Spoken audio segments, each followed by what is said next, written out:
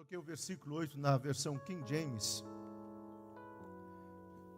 que está assim: conduz-me, ó Senhor, na tua justiça, por causa dos meus inimigos. Faz o teu caminho reto diante da minha face. Pai querido, nós sabemos que a tua palavra é bendita, mas queremos que ela seja bênção nas nossas vidas. Por isso, prepara os nossos corações em nome de Jesus. Pode sentar, meu amado. Do Salmo 116, eu até realmente quero começar uma mensagem dentro das 3 últimas cartas de João, mas essa semana Deus ministrou muito para continuar nesse tema. Aí você fala assim: pastor, como é que é isso? Deus veio um anjo aqui, bateu na porta. Não, amado, você vai orando, você vai buscando, e no teu espírito você vai entendendo um alinhamento. Eu quero que a igreja tenha maturidade para entender 2 coisas. O primeiro é: Deus falou comigo. Não, Deus fala através do Espírito, Deus fala através de mensagem, mas tem que ter um alinhamento no coração, ou seja, aquilo lá testifica. Deus pode falar de uma forma audível. Nesses 42 anos de pastor, eu tive 2 experiências que eu praticamente caí, de ouvir a voz audível de Deus, e não era uma voz melodiosa, a lá Steven Spielberg com efeitos especiais, eu sou o Senhor. Foi uma coisa muito forte que eu ouvi de uma forma audível, tanto que eu olhei para ver quem estava falando comigo, tá? Mas eu quero entender que a igreja precisa ter maturidade quando alguém fala: Deus falou comigo e Deus me trouxe essa palavra. E essa é uma série de palavras que talvez Deus vai me levar a pregar, porque do Salmo 116 nós vamos para o 5 e o 9. Essa é uma sequência de salmos. Domingo passado nós pregamos no 116. Se você quiser, está lá no YouTube, tá? E o que nós temos por detrás disso? Que é o que Deus está ministrando, um momento na vida de Davi que nós podemos aprender com ele.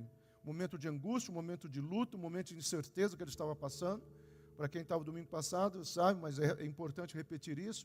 Ele está naquele momento de transição, ele já tinha chegado em Hebrom, ele já tinha fugido dos amalequitas, dos filisteus, ele estava se escondendo de Saul, e nessa transição, nessa angústia existencial, ele escreve a maioria dos salmos.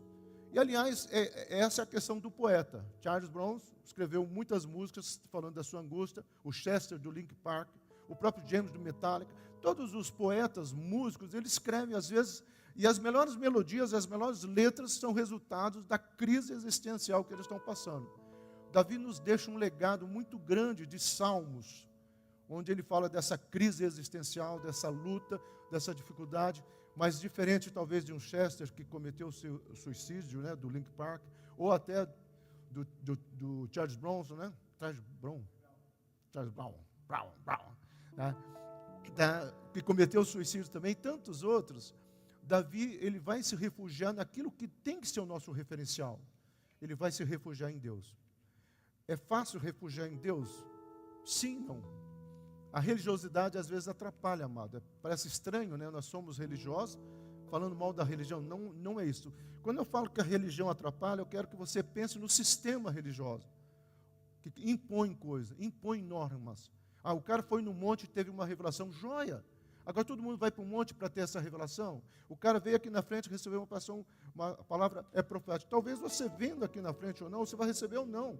Mas o nosso coração não pode estar preso a esses efeitos, ou essas questões de que Deus é obrigado a falar quando eu quero escutar. Porque Deus já fala há milhares de anos através da sua palavra. Amém? Na versão Eugênio Peterson, que eu tenho colocado sempre que a mensagem, esse versículo está assim, ó: entrei na tua casa e aqui estou. Coisa linda, né? Você chegar para Deus: entrei na tua casa e aqui estou. De joelhos no teu santuário, é uma entrega que nós vamos ver que Davi faz, aguardando a tua orientação para atravessar seguro as linhas inimigas. As nossas linhas inimigas, meu amado, talvez não seja o que a Ucrânia está passando, o que a Cisjordânia está passando, o que outros países já passaram. Talvez essa 5 de julho, né, acho que foi em 1930, teve uma guerra em São Paulo foi bombardeado. Né, quem é dessa época se lembra muito bem. Eu não tinha nascido não, tá, gente, por favor. Eu estava descendo da Arca de Noé mais para trás. E mas não, o Brasil não é uma nação que sofreu essa coisa da guerra, da destruição. Por isso que talvez nós aqui olhamos as notícias do Rio Grande do Sul, até nós sentimos uma empatia, e graças a Deus que o Brasil se movimentou. Mas eu acho que ninguém sabe o que é perder tudo da noite para o dia. É um sentimento, deve ser terrível. E o Davi estava vivendo isso quando Ziklag foi atacado. E aí ele escreve esse salmo: Senhor, mesmo que eu atravesse diante de linhas inimigas, né? As nossas linhas inimigas talvez são as nossas crises, as nossas dificuldades, questões financeiras, questões profissionais, alinhamento dentro das nossas casas. Há uma reportagem na revista Veja dessa semana, ela deve estar chegando hoje nas bancas, quem tem ela digital recebe na sexta, né? Por isso que eu sempre leio antes, do filme Divertidamente 2, né? É isso, né? Onde o psiquiatra e psicólogo, um cara famoso lá em Harvard, ele foi o consultor, e ele fala que a pior coisa que está acontecendo na sociedade hoje é a ansiedade. Parece que eu não assisti nenhum, nem o 2, me interessou assistir, tá? Mas parece que o 2 é totalmente sobre ansiedade, sobre essa crise existencial. E é uma coisa que nós temos que falar. Então, talvez a maior linha inimiga que nós temos que passar é esse sentimento de ansiedade, de dificuldade. Então, uma boa música geralmente nasce no momento que o compositor está vivendo, conforme eu já citei alguns aqui. Talvez você já escutou isso de mim várias vezes quando eu prego sobre os salmos de Davi.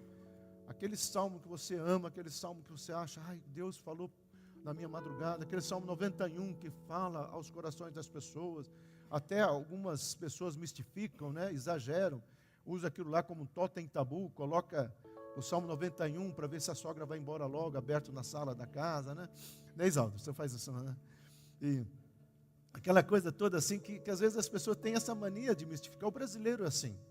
Quando eu dou aula de sociologia da religião, eu tento explicar a matriz brasileira, como que ela se formou, né, com a matriz africana, a matriz tupi, a matriz portuguesa. E nós somos assim, nós gostamos do vir na frente e receber uma oração, nós gostamos de ser tocado, nós gostamos de levar o óleo para casa, né? Eu brinco que, às vezes, quando a pessoa não se converte, ele só muda de igreja, né? Quando ele era católico, ele falava cruz credo, agora ele é crente, ele fala está amarrado, né? E às vezes nós precisamos entender que a transformação que Deus quer fazer é de dentro para fora. E às vezes nós vamos olhar o que nós estamos passando. Davi, quando ele olha o que ele está passando, ele não entra no sentimento de autocomiseração, no sentimento, porque conforme eu preguei domingo passado, né? Eu falei que Davi tinha tudo para dizer, cara, eu estava na minha casa numa boa, o senhor foi lá com esse cara chamado Samuel, mudou minha vida. Mas ele sempre acreditou que Deus tinha um plano, um propósito para a vida dele, por isso que ele fala, mesmo que eu ando pelo vale da sombra da morte, não temerei mal algum. Por mais que seja um local geográfico, é um local existencial também. Às vezes nós passamos por momentos de vale da sombra da morte, mas eu não vou ter medo de nada, porque eu sei que a tua vara e o teu cajado me consolam. Então, a nossa entrega está aqui. Davi compõe a maioria dos salmos que nós amamos em momentos de dores e momentos de angústia. Então, o Salmo 5 não é uma exceção. Davi irá nos revelar que ele nasceu numa atmosfera de forte conflito e dura expressão. Você quer uma prova? O versículo 1, dai ouvidos das minhas palavras ao Senhor, considera a minha meditação. Ao versículo 2, escuta a voz do meu clamor, meu rei, meu Deus, porque eu vou orar a ti. De alguém que está dizendo, Senhor, eu não sei para onde ir, não sei o que fazer, então eu só sei orar. Amados, eu sou pai de 2 crianças de 32 anos e 30 anos, mais ou menos isso, né? E até hoje, eu e a Ângela, a minha esposa querida, não deixamos de orar por eles. E às vezes a gente está orando, pedindo livramento, pedindo aquilo, e a gente fala, quando que a gente vai parar de orar? Eu falei, só no arrebatamento. Porque aí a gente está subindo, não precisa orar mais. Quantos aqui que já não oraram forte pelo seu casamento, em qualquer situação, em qualquer área? Quantos aqui diante de empresas ou empregos já não foram injustiçados? Você investiu o teu tempo, prometeram aquela promoção, aí depois que você coloca a coisa funcionando, o amigo do amigo recebe a promoção que não entende nada. Aí você ainda tem que ser consultor do cara que foi colocado no teu lugar. E tantas outras experiências que eu posso ficar colocando aqui como sentimento de que nós enfrentamos linhas inimigas. Davi tinha essa questão.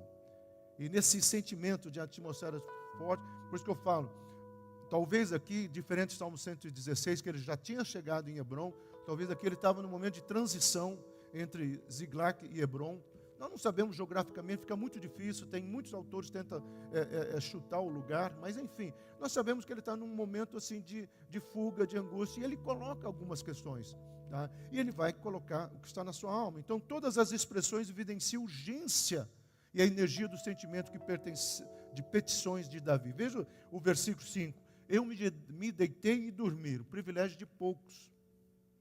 Deitar e dormir, é ou não é, meu amado? Nesse momento de ansiedade, de angústia, às vezes nós ficamos se mexendo na cama, e não é isso que Deus quer. Deus não fez a cama para você ficar se mexendo, a não ser, deixa eu falar, bom, é se você for casado, né? Então, você tem que olhar para aquele lugar de descanso. A minha esposa fazendo isso aqui. Olhar para aquilo lá como lugar de descanso. Você se deita porque você sabe que Deus tem um plano e propósito para a tua vida, é o descanso, tá? Mas Davi fala, eu deitei-me e dormi, acordei porque o Senhor me sustentou. Opa, aqui está o Prozac dele, aqui está o remedinho da insônia, da falta de sono de Davi. Eu durmo porque eu sei que o Senhor trabalha no turno da noite. Eu durmo porque eu sei que o Senhor me sustenta. Veja só, versículo 6, não terei medo de 10 milhares de pessoas. Daqui a pouquinho ele vai falar que vai vir 10 mil de um lado e 1000 de outro, né? Não terei medo de 10 milhares de pessoas que se puserem contra mim ao meu redor. Então, esse era o descanso. Amém? Deus abençoe, viu, meu querido? Esse é o meu novo personal trainer. Comecei com o Luciano, perdi bons quilos, agora ele que está me dando músculo, viu, Luciano? Porque o mundo, viu, jaz no maligno. E Davi faz essas questões, Davi traz essa angústia dele, e ele vai colocando esse sentimento. Talvez por isso ele decidiu que o instrumento que melhor expressasse o seu sofrimento é o nerilote. Nerilote é uma flauta, ou um instrumento de sopro, que expressa aquela coisa assim de sentimento da alma. Se você já viu aqueles filmes de meditações japonesas, chinesas, tem aquele um que bate e um que fica assim tocando, aquele sentimento que sai da alma. Nós não sabemos, existe um comentarista, é judeu inclusive, que ele coloca a possibilidade de Nerilote ser uma pessoa. Eu prefiro pensar que ele fala assim, olha, cantem ou toquem com esse instrumento. É como se ele falasse, olha, já viu aquela guitarra tocando blues? É diferente de uma guitarra tocando rock. O cara vai tocar blues assim, parece que ele faz até assim, que nem um Malik. Ele quer que aquele instrumento fale, é mais ou menos isso. É o cara que toca jazz na bateria, ele não toca que nem um Luciano, ele toca assim, e ainda as paletinhas dele. É mais ou menos isso. Nós não sabemos como, mas é um instrumento que ele fala, ó, se você for cantar esse salmo, porque você sabe que Davi escreveu muitos salmos, depois quando ele chega em Jerusalém, é como se ele chegasse ali com o iPad dele, né? Olha aqui, ó, tudo isso aqui eu escrevi no deserto, ou com os papéis, se vocês quiserem pensar. Ó, tudo isso aqui eu escrevi no deserto. Coloque melodia aqui. E assim que aconteceu com a maioria dos salmos, por isso que muitos foram cantados. Para quem não sabe, quando você encontrar a palavra selá, você não precisa ler, aquilo é o nosso bis na melodia. Volte, ou como se fosse um refrão, volte ao começo, né? Mas enfim, é essa questão que ele vem colocando, essa angústia que está no coração dele. Então o sofrimento tem um poder de expor o que está no íntimo da gente, é ou não é? Quando você está passando por uma dor, quando você está passando por linhas inimigas, seja qual linha for, qual crise existencial for, né, todo esse sofrimento ele tem essa questão, às vezes expõe o que realmente está na nossa alma. E às vezes o momento de mais sinceridade é quando os nossos filhos, na angústia, põem para fora a dor. Mesmo que saia alto, mesmo que saia com algumas palavras inadequadas, ou quando o casal, um ou outro, coloca naquela dor, eu não aguento mais, você é muito chato. Não eu, tá, gente? Alguém falando de alguém. Você é muito chato. É aquele momento que, talvez, em qualquer outra situação, você está desesperado e você, vamos usar uma expressão, né? Na psicologia seria uma catarse, mas vamos colocar uma expressão popular, você vomita, né, coisas para fora. E às vezes coisas que você vai se arrepender, outras não. Tá? Mas é a expressão da alma. O que Davi está falando assim, olha, eu quero expor aqui o que está diante de mim. Mas em nenhum momento ele vai falar que ele está desistindo. Em nenhum momento ele fala, acabou o casamento. Em nenhum momento fala, estou desistindo de você, meus filhos. Aliás, a Bíblia fala, pode uma mãe esquecer um filho, mas Deus nunca vai esquecer, né? Mas Em nenhum momento ele fala assim, eu vou ser um eremita, eu vou me isolar no meu pântano, ou então eu vou ser um andarilho, eu vou largar tudo, porque a sociedade, o mundo cruel, aquela coisa toda. Tá? Ele não está nessa crise existencial, né? Tem uma letra do Raul Seixas que fala, eu aqui nesse apartamento, de boca aberta, esperando a morte chegar. Ele não está nessa crise existencial, de eu estou aqui esperando que alguma coisa aconteça. Pelo contrário, ele fala, não, eu sei quem é o meu Deus. Eu sei o que Ele tem para mim. E eu sei o que Ele espera da minha vida. Talvez é esse posicionamento que nós precisamos aprender com Davi. Então, no caso de Davi, o sofrimento expôs o quanto ele dependia de Deus. Os salmos de Davi são esses. Os salmos de Davi são esses. Nós já falamos no domingo passado, 118, cercaram-me como abelhas. Imagina você sendo atacado por abelhas. Quem já foi atacado, né? Eu morei no norte do Paraná, né? Lá às vezes tinha abelha, a gente brincava de bater lata para ver se ela se levantava. Coisa de criança, né? Eu sou do tempo que a gente entrava dentro de pneu e o pessoal soltava numa ladeira, tá? Nunca vi criança quebrar coluna naquela época. Mas voltamos aqui. E às vezes você batia, as abelhas levantavam. O ataque é horrível. Você não consegue. Aí fica no cabelo. Naquele tempo tinha mais cabelo, tá, gente? E aí, às vezes, ficava no cabelo e ficava enroscada ali. Davi fala assim, imagine, os meus inimigos estão fazendo assim. Mas ele tem uma expressão no hebraico que eu acho lindo. Mas o nome do Senhor eu despedacei. A palavra despedaçar no hebraico é eu destruir de uma forma que eles nunca mais vão ter coragem de se levantar contra a minha vida. O que foi feito na cruz do Calvário é isso, meu amado. Quando o Senhor fala, está consumado, e quando Ele vai ao inferno resgatar o meu nome e o seu nome, como isso, pastor, meu amado? A nossa mentalidade cartesiana, tupiniquim, nunca vai entender isso. Mas no mundo espiritual, numa dimensão que nós não entendemos, ele vai e ele resgata. Cadê o nome do Silas, né? Cadê o nome da Monte Hebron? Todo mundo da Monte Hebron, cadê? Vai lá. Ele vai resgatar e fala, esses aqui são meus. Não no sentido de eleição, mas no sentido de ele saber que um dia, como foi meu caso em 1917, uma situação complicada naquela madrugada, só Deus sabe, o capeta e a minha esposa e algumas pessoas. Tá? Quando eu aceitei a Jesus como Senhor e Salvador. A minha mudança de vida foi radical, porque Ele se mostrou para mim. Então, a partir daquele momento, eu entendi, é como se Deus falasse, ufa, chegou a tão preciosa data do Silas se converter. Agora vamos trabalhar no caráter dele, e é um processo. Davi vai entendendo tudo esses pontos. Em todos os momentos ele fala, no nome do Senhor eu despedacei. E ninguém vai se levantar mais contra a minha vida. A igreja primitiva entendeu o valor da cruz. A igreja primitiva entendeu o poder da cruz. A igreja primitiva entendeu o que eu falei domingo passado, a propiciação, a redenção, a remissão. Eu sei que no longo da história da humanidade, abrindo parênteses, o pastor José vai dar uma palestra amanhã na Assembleia de Deus sobre os pais da igreja, 3 pais da igreja. Quem quiser depois fale comigo, tá? Fecha parênteses. Tá? Então nós sabemos que nessa crise, nessas dificuldades que nós enfrentamos, se nós não tivermos focado, alinhado com aquilo que Deus estabeleceu, se nós não acreditarmos no projeto de Deus, meu amado, o que nós estamos fazendo aqui? Porque aqui é um lugar de alinhamento, aqui é um lugar de crescimento, aqui é um lugar de se empoderar, vamos usar essa palavra que está sendo deturpada, mas de se empoderar do nome de Deus, para entendermos aquilo que a igreja primitiva entendeu, que é a cruz, que é a propiciação, que é a redenção, que é a remissão, e saímos para uma vida sem culpa, mas tratando seriamente o pecado, sem entendermos e aceitarmos o nosso signo, né, o nosso astral, mas entendemos que o nosso caráter é renovado dia a dia, porque o Espírito Santo trabalha nas nossas vidas. Entendemos que se Ele é santo, eu sou santo, agora eu preciso viver a santidade. Então nós estamos caindo e podemos cair quando os homens fora da Bíblia estão falando mais alto. E às vezes pessoas usando a Bíblia. E é por isso que surge tanta confusão assim. Mas pensa bem, o Espírito Santo é um só. Ele habita o meu coração, Ele habita o coração de vocês, em nome de Jesus, né? Ele habita o coração de muitos. Então por que tem tanta igreja diferente? Tem igreja do sopro santo, tem igreja do fogo divino, tem cada igreja, cada um do seu jeito. Não estou falando de nome não, meu irmão. Sabe o que eu estou falando? De linha de pensamento. Que é a dureza dos nossos corações, primeiro. E segundo, é a adaptação de cada um, meu amado. Tem pessoas que gostam de vir cantando, pulando, tem pessoas que gostam do fogo, tem pessoas que são mais tradicionais, tem pessoas... Meu amado, o que importa é o meu coração diante de Deus. É o meu coração diante de Deus. quando Davi fala, Davi não está criando uma regra, mas Davi está dizendo, olha, nós precisamos aprender a depender de Deus, nós precisamos aprender a colocar nossa vida diante do Senhor. Então, por isso que ele começa, e eu vou fazer um resuminho do capítulo inteiro, para depois nós entrarmos. Ele começa, vive em paz. E a primeira questão que ele fala, versículo 1 a 3, é, apele ao Senhor. O segredo que Davi está falando, eu e você podemos ter paz, se nós aprendemos a depender de Deus.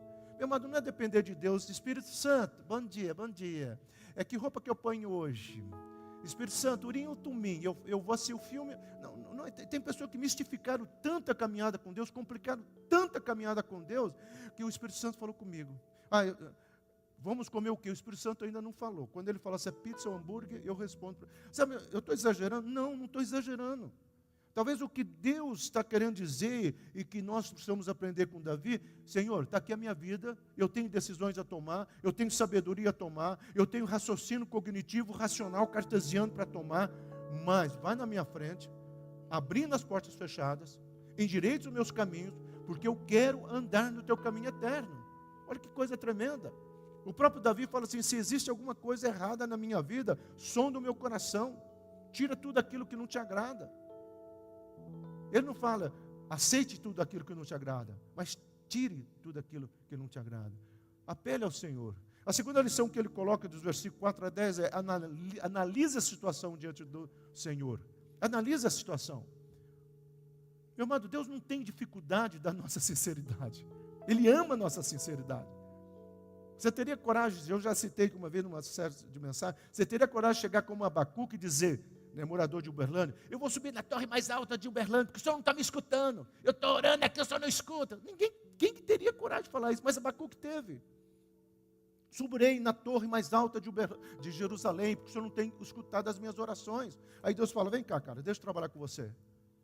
Quem aqui que teria coragem de ser como Jeremias, Senhor, o senhor me enganou, e o idiota aqui se deixou ser enganado. Você teria coragem de falar isso com Deus? Mas Jeremias falou. Sabe por que esses autores deixaram registrado, e o Espírito Santo fez questão de inspirar esse registro? Para que eu e você pudéssemos entender a nossa fraqueza, a nossa limitação. Então Deus não tem dificuldade de você chegar a Deus, eu não estou aguentando. Deus, essa situação está insuportável. Senhor, eu estou com medo.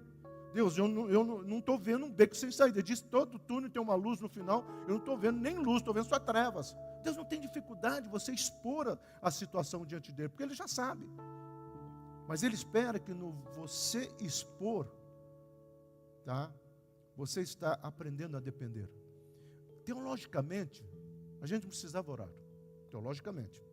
Deus conhece todas as coisas, Deus sabe todas as coisas, Deus tem todas as coisas, Ele é perfeito em todas as coisas. Nós não precisaríamos orar. Então por que a gente ora? Para nós escutarmos as nossas orações. Para nós escutarmos o que nós estamos colocando diante de Deus. E para nós confessarmos, aqui que é a grande lance, com os nossos lábios, Senhor, está aqui, o Senhor sabe de tudo isso, mas eu quero dizer, eu dependo de Ti. O mundo espiritual é feito por contrato. A assinatura do mundo espiritual é a palavra, é dabar em hebraico, é trazer a existência, Senhor. Por isso que quando uma pessoa entrega a vida a Jesus, ou aceita Jesus, ela vem e confessa, se confessares o meu nome diante dos homens, eu te confessarei diante do Pai. O mundo espiritual é feito por palavras, então nós precisamos tomar cuidado com as palavras, mas também Deus sabe que Ele quer escutar a minha palavra. É como se o mundo espiritual tivesse as trevas de um lado, olhando para a tua vida, os anjos do Senhor olhando, Deus soberano olhando tudo, e aí Ele simplesmente está esperando vou colocar o meu caso, Ele dizer, Senhor, eu não aguento mais, eu entrego tudo essa situação a Ti, eu dependo de Ti, Senhor, Tu és o meu Deus. É isso que o Deus quer ouvir da minha boca e da sua boca. A minha conversão naquela madrugada, em 1977, não foi Senhor, eu só falei, Deus, me tira dessa.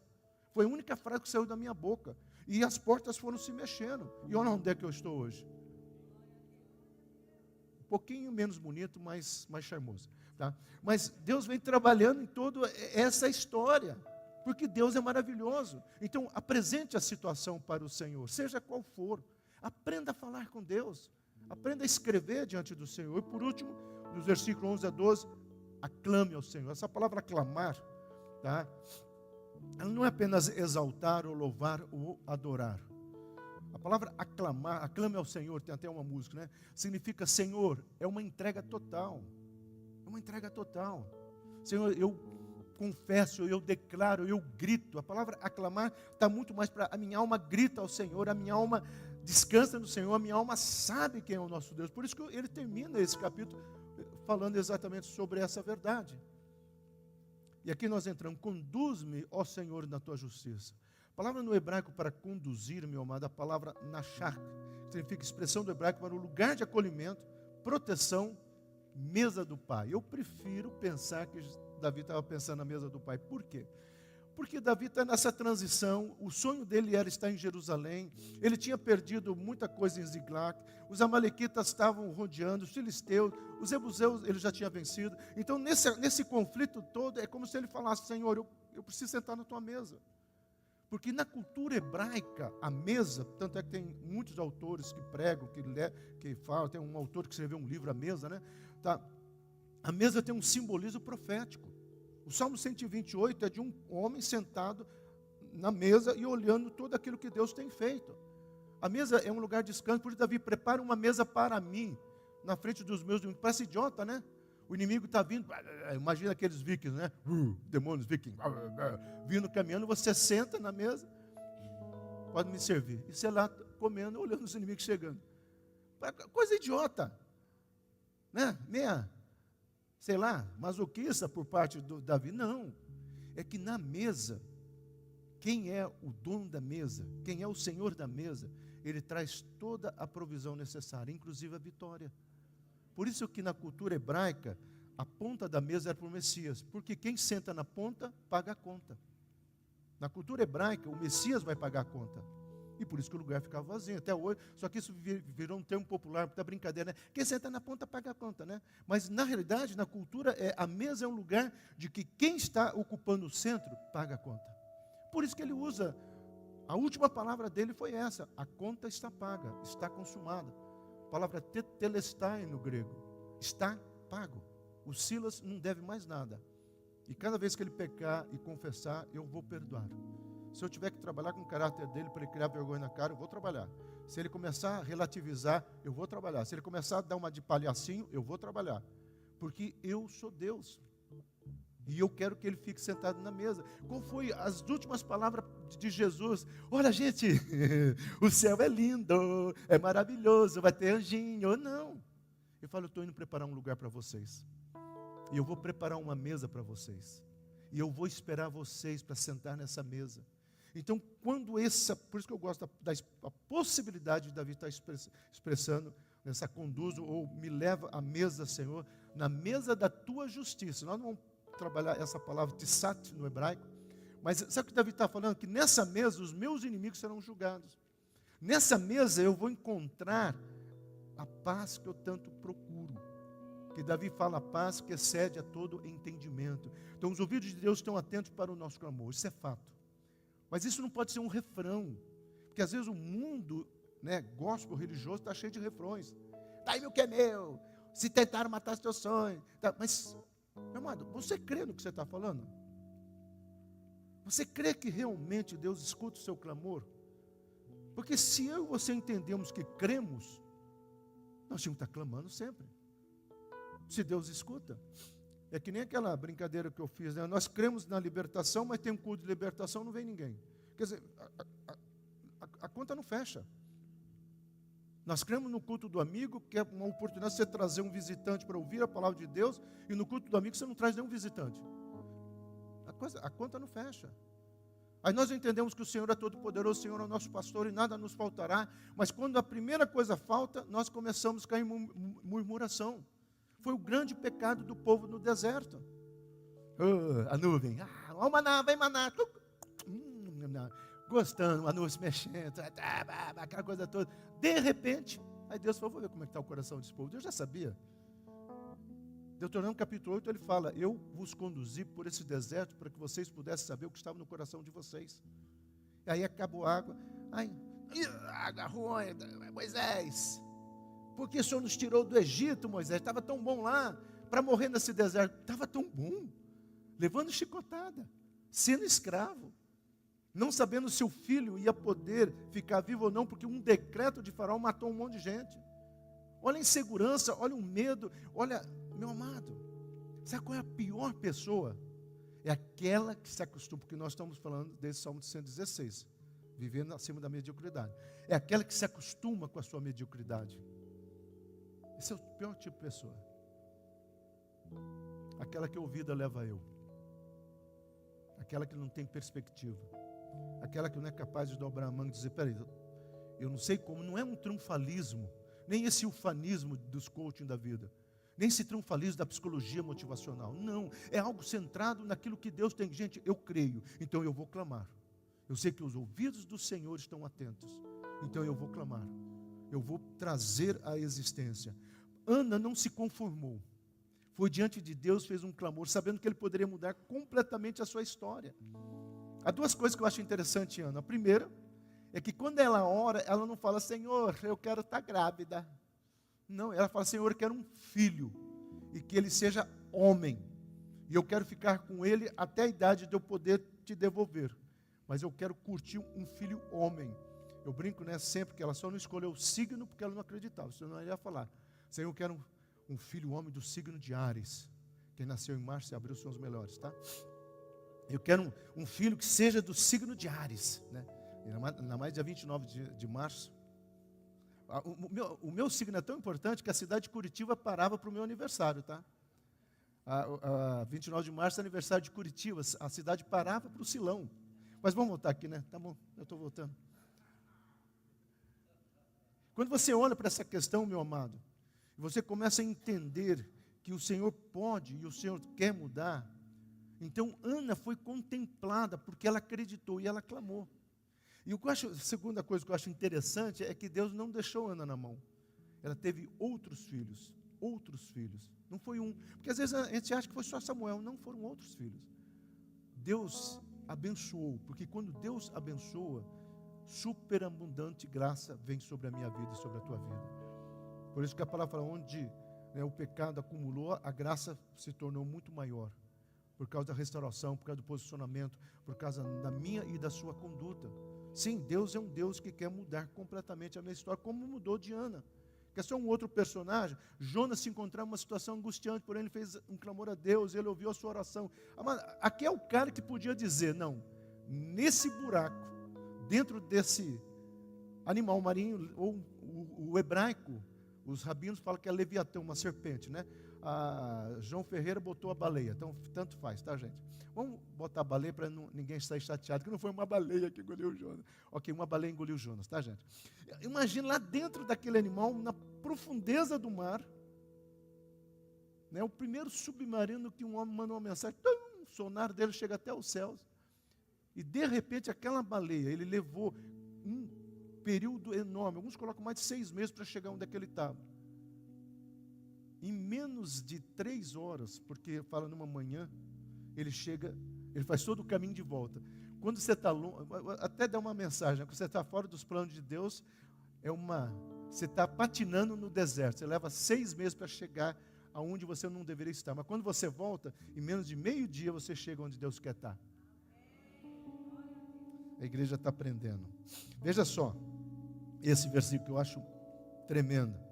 Puseste alegria no meu coração, mais do que no tempo em que se multiplicaram o trigo e o vinho. Esse aqui é o Salmo 4. O Salmo 3 até o Salmo 9, ele teria que ser lido com o Salmo 116, tá? Eu estou pregando 5. Eu tanto me deitarei em paz, quanto dormirei. Olha, a mesma coisa, né? Porque tu, Senhor, somente tu me faz habitar em segurança. Era a certeza de Jonas, quando muda a vida dele. E Jonas é outro exemplo de que eu e você podemos aprender.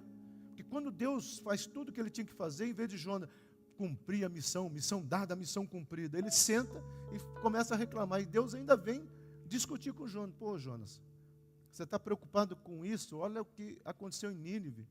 Sabe que Jonas fala? Eu sabia que se eu pregasse para esse povo, eles se converteriam. Mas dá vontade de Deus pegar e dizer, tomar banho, dar um peteleco na cabeça de Jonas, parar de ser criança medíocre, né? Mas não, ele fala, tá bom, Jonas. Assim com a minha vida, com a sua vida, acho que os anjos, bata nele, Deus, bata, não. Tá bom, Silas, tá, deixa eu trabalhar. Talvez nós precisamos compreender esse lado de Deus. Faz o teu caminho reto diante da minha face. Esse caminho reto, tá, é uma expressão hebraica, é uma só, tá, que é a palavra derek. Essa é uma palavra que eu amo. Essa é uma palavra que tanto a psicologia de hoje e o coaching de hoje deveria prestar atenção. Porque essa palavra fala de uma restauração para um estilo de vida. Em Provérbios, essa palavra aparece mais de 30 vezes e ela sempre significa estilo de vida. Então, é como se Davi estivesse falando assim, Senhor, me leva para um novo estilo de vida, um caminho de cura, um caminho de restauração. Porque eu não quero viver mais essa angústia, eu não quero viver mais debaixo desse medo. Senhor, eu não suporto mais isso, eu quero viver algo novo. Eu quero viver algo novo. Não foi isso que nós cantamos hoje? Ou simplesmente você cantou por cantar? Amada, a gente tinha que ser meio esquizofrênico na hora do louvor, entenda bem, tá? Então, o nosso espírito está lá louvando, eu quero viver algo novo. E outra metade dizendo, o algo novo é isso, Senhor, amém, amém, amém. Está aqui, Senhor, o algo novo que eu quero viver, Deus, bacana. Está aqui o meu algo novo que eu quero que você viva. Uma frase única. Literalmente, entrega o teu coração. Entrega o teu coração. É uma expressão que às vezes nós achamos, mas eu já entreguei. Não, meu amado. Coração é o centro das emoções, é o centro dos desejos. Quando Deus fala, entrega o teu coração, Deus está dizendo, entrega os teus desejos, entrega a tua vontade. É um ato de confiança. É um ato de confiança. Esse é o estilo de vida, meu e teu. Esse é o nosso Derek. Esse é o nosso The Way, esse é o nosso caminho. Esse, no grego é odos, esse é o nosso odos, métodos, meta mais odos, na métodos. Tá, vem dessa expressão. Esse é o meu estilo de vida. Qual que é o meu estilo de vida? Eu entrego tudo a Ti. Tudo entregarei, ó Senhor, nada vou deixar de fora. A nossa expectativa, a nossa convicção está aqui. E a nossa esperança, e aqui vem, espero que o Guilherme cante uma música depois, viu? A nossa esperança e a esperança de Davi é uma esperança fundamentada no estilo de vida. Eu sei quem eu sou, eu sei quem é o meu Deus, e eu sei o que Ele tem para a minha vida. Eu descanso nessa certeza e nessa convicção. Então, um caminho fácil, um caminho correto no processo de viver esse mundo. Sim, nós sempre viveremos de escolha. Tá? O demônio Morfeu sempre vai vir com uma pílula, duas pílulas, uma vermelha e uma azul. Né? Nós vivemos esse conflito da Matrix, do Neo. Nós sempre temos que tomar decisões, sim. Nós sempre temos que tomar decisões. E às vezes haverá um momento ou outro que eu não sei qual decisão que eu tomo. Por isso que Davi fala no Salmo 34, entrega o meu caminho ao Senhor, eu espero. E quantos outros salmos? Eu esperei com paciência no Senhor, mas ele fala, eu entrego e eu deleito e eu descanso. Ao 37, eu descanso nos caminhos do Senhor. A palavra descansar lá no hebraico é deitar numa rede, era um termo beduíno. Os beduínos no deserto faziam uma tenda, ela ficava aberta para o ventinho passar, e aí eles deitavam. O descanso deles estava na convicção e na certeza de que Deus estava no controle. Veja só o que Isaías fala. Buscai vós ao Senhor enquanto pode ser encontrado. Invocai enquanto Ele está próximo. Porque Deus está próximo. Deixe o perverso, abandone o seu caminho. E o homem injusto seus pensamentos. E permita-o retornar para o Senhor. E Ele terá misericórdia dele. Para o nosso Deus, porque Ele abundantemente perdoará. Volte para Deus que Deus te perdoa. Então tá, Deus perdoa e eu vou continuar no pecado. Meu amado, não é isso. Iniquidade é sem vergonhice na cara. E iniquidade gera legalidade demoníaca. Pastor, eu não creio em demônio. O problema é teu, porque o demônio crê em você. Tanto ele crê em você que ele investe contra a tua vida. E é isso que nós precisamos entender. Porque os meus... Olha que coisa linda, amado. Todo crente tinha que ler esse versículo. Isaías 55, versículo 8. Porque os meus pensamentos não são os vossos pensamentos, nem os vossos caminhos, os meus caminhos, diz o Senhor. Caracas! Não é do jeito que eu penso. Não é do jeito que eu quero. Então eu não sou livre? Não.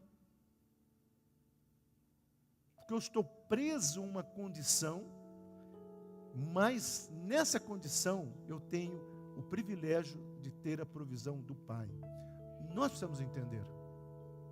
Porque aqui no, porque o que o diabo oferece é legal, amado, ou não é? Alguém já viu um pecado ruim? Até falar do vizinho é bom. Fazer fofoca, nossa, como é gostoso fazer uma fofoquinha. O fuxico gosta. Eu nunca pensei que tem um site só de fuxico. Fuxico gospel. Pecados sexuais, tudo é gostoso. Só que as consequências, ou a consequência desse pecado que a igreja precisa parar e pensar. E a consequência do pecado não é lá na eternidade, começa agora quando o Senhor se afasta. Quando aquela angústia, aquela melancolia, aquela coisa assim, sabe? Porque o Espírito Santo está dizendo, ó Silas, não é isso que eu quero para a tua vida. Então nós precisamos entender isso. Senhor, eu quero os teus caminhos. Eu quero os teus caminhos para viver esse processo correto. Eu quero fazer as escolhas corretas. Eu quero tomar as decisões corretas. Nós andamos sem questionar nos caminhos de Deus que escolhe para a nossa vida? É uma pergunta. Nós somos que nem o Waze, ou o mapa, qualquer aplicativo, né, de mapa. Você põe lá, chegar na casa do Guilherme. Alguém fez isso essa semana. Pá, vire à esquerda. Ah, não, mas eu conheço esse caminho, eu vou virar à direita.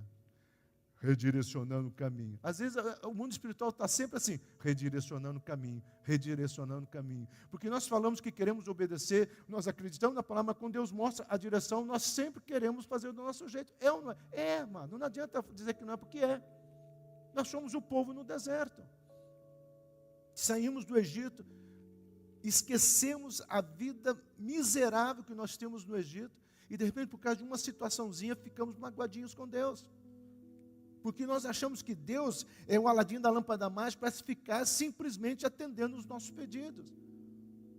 E o que Deus espera é aquilo que Jesus fala, esses são os meus, na oração 17. Esses são aqueles que o Senhor me desse.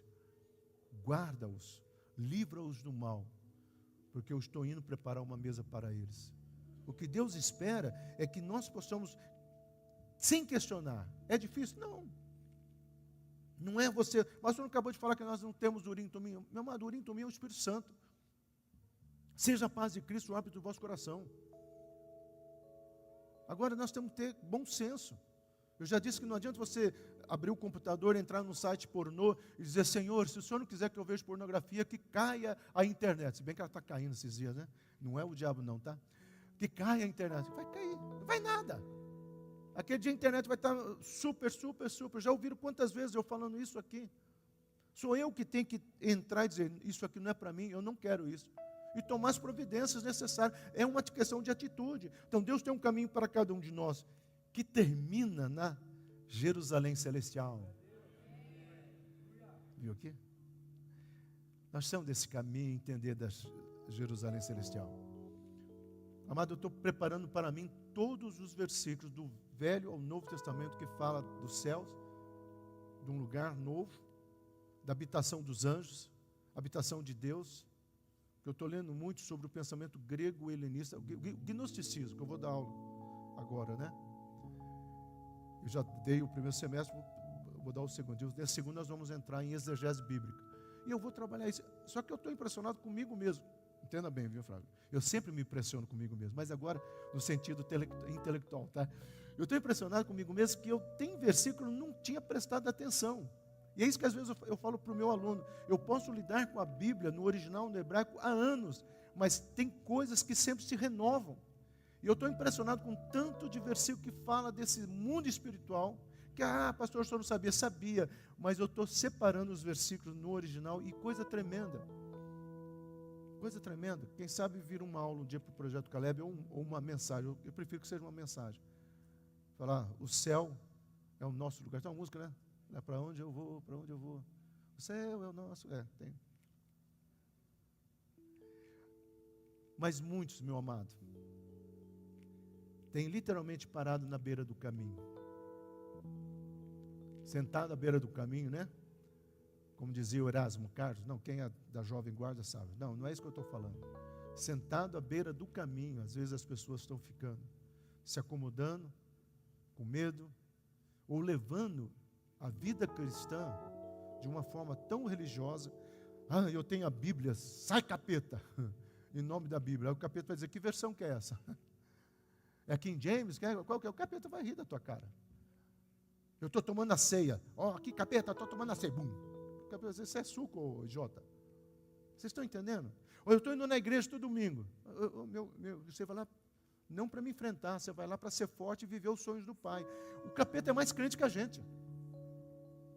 Então nós precisamos entender a dimensão do que é realmente estar nos caminhos do Senhor, ou sentar na beira do caminho e deixar a vida passar.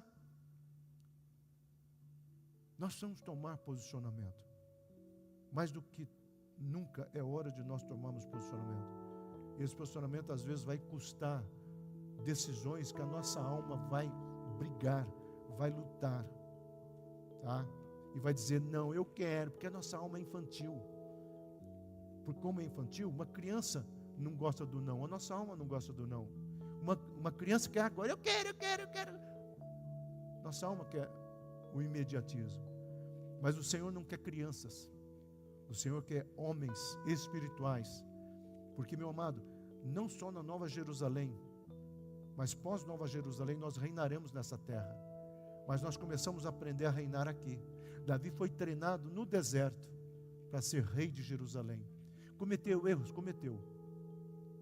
E a Bíblia faz questão de registrar. Poderia não ter registrado que Davi seria o cara, não é?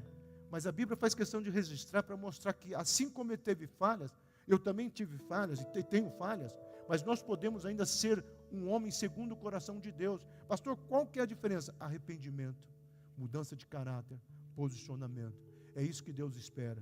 Esse salmo nos ensina aqui, apele ao Senhor, analise a situação diante do Senhor, aclame ao Senhor, e à beira do caminho não é o nosso lugar. Provérbios 14, 12, e eu encerro. Há um caminho que parece certo ao homem, mas o seu fim são caminhos de morte. A palavra morte aqui é a mesma expressão da palavra morte no grego, thanatos. Não é necros, não é morte física, é morte existencial. Eu falo que tem verdadeiro zumbi gospel dentro da igreja, né? Pessoas que já morreram para os seus sonhos, são thanatos. Deus quer nos trazer a viver de volta os sonhos que Ele tem para a minha vida, para a sua vida. Mensagem do domingo passado eu falei isso, e essa série de mensagens, se Deus permitir, nós vamos falar isso. Nós precisamos conhecer o nosso propósito, para que possamos viver o propósito de Deus alinhado ao nosso coração, porque Deus também quer fazer mimos. Deus quer fazer mimos. Eu não tenho dificuldade nenhuma com a prosperidade de Deus, de me abençoar com A, com X ou com outra situação. Deus é Pai. Deus quer trazer o conforto. Deus quer te trazer uma casa boa. Deus quer te trazer um emprego bom. Deus quer te trazer o melhor, meu amado. Deus é Pai. Agora, como Pai, Ele espera que eu e você tenhamos posicionamento. Como Pai, Ele espera que eu e você possamos ser cheiro suave e agradável a Ele. Porque um pai, verdadeiramente, não é mesquinho para com seus filhos. Mesmo que o filho erre, como o pai do filho pródigo, ele espera, ele ama. O filho pródigo não volta e o pai, gastou tudo, né, sem vergonha. Não, ele ama, ele abraça. E Deus fala, um pai abraça. Eu sou pai, eu quero te abraçar. Eu quero que você viva o melhor que eu tenho para a tua vida. Mas o que eu quero de você é que a gente tenha um relacionamento. E relacionamento tem que ter posicionamento, tem que ter sinceridade. Essa semana uma pessoa falou assim, estou 42 anos casado, né? Com a mesma mulher, graças a Deus. E alguém falou, qual que é o segredo? Eu falei assim, posicionamento e escolhas. Escolhas. É uma questão de escolha. A vida cristã não é diferente. Então nós precisamos buscar e saímos da beira do caminho. Quero que você abaixe sua cabeça, meu querido. Medite naquela parte da mensagem que falou teu coração. Amém. Pode deixar. Eu pedi para o Guilherme cantar uma música, amados. A princípio você pode dizer que não tem nada a ver com a mensagem, mas tem tudo a ver com a mensagem. Porque nós vivemos. E se continuarmos nesse salmo, você vai ver que da angústia de Davi nós vamos cair na esperança de Davi. E uma pergunta que nós precisamos fazer para nós como homens é: qual é a nossa esperança? Qual é a nossa esperança? Vai botar a letra? Essa música é do Brother Simeon, né? Cades Barneia.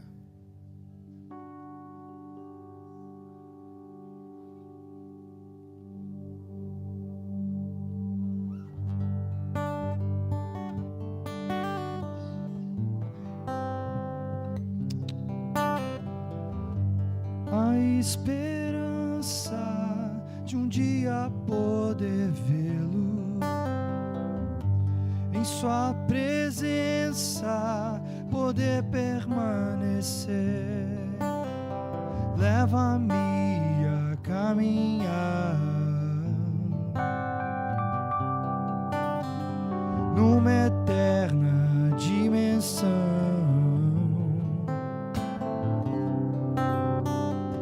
com o coração mergulho nesse voo, nessa aventura, o passaporte já avistado, com o sangue do Cordeiro. Tchaquim. Não importa se nunca jamais provou, é só crer. Um explosivo brilhar no rosto pleno de luz, beber da vitória, dia após dia conquistar. Convocado você já está. Basta apenas abrir o coração, é só crer. Assentar-me na primeira classe da vida, preparado pro mortal, a todo que nele crê. Acima dos tronos, dominadores, potestades do ar.